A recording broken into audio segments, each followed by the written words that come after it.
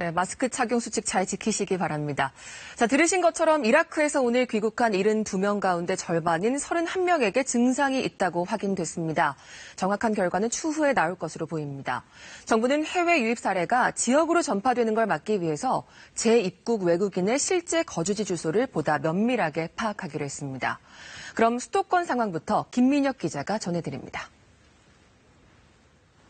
서울 강서구 요양시설과 관련해 이용자의 가족 1명이 추가로 확진 판정을 받았습니다. 이 확진자는 격리 중 증상이 나타나 검사를 받은 결과 양성 반응이 나왔습니다. 서울 영등포구의 한 회사와 관련해서도 지난 28일 첫 확진자가 나온 이후 어제 2명이 더 추가돼 관련 확진자는 모두 4명으로 늘었습니다. 지난 27일 첫 확진자가 나온 서울시청에서는 추가 확진자가 더 나오지 않았습니다.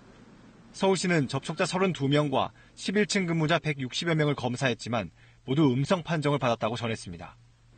오늘 오전 8시 40분쯤 이라크 내 우리 근로자 72명이 추가로 귀국한 가운데 정부는 이들 중 31명이 유증상자로 분류됐다고 밝혔습니다. 진단검사 결과 양성 판정이 나오면 이들은 의료기관이나 생활치료센터로 이송돼 치료를 받게 됩니다.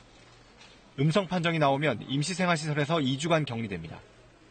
정부는 해외 유입으로 인한 지역사회 전파 우려가 커지자 재입국 외국인을 대상으로 실제 거주 여부도 파악하기로 했습니다.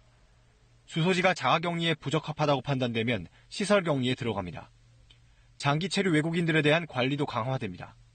장기 체류 외국인의 실제 거주지를 현장에서 점검하고 허위 신고에 대한 처벌도 강화하겠습니다. 정부는 8월이 시작되는 내일부터 본격적인 휴가가 시작될 것으로 예상됨에 따라 지난 5월 초 이태원 집단 감염과 같은 상황이 다시 반복되지 않도록 국민 모두의 방역수칙 준수를 재차 강조했습니다. KBS 뉴스 김민혁입니다.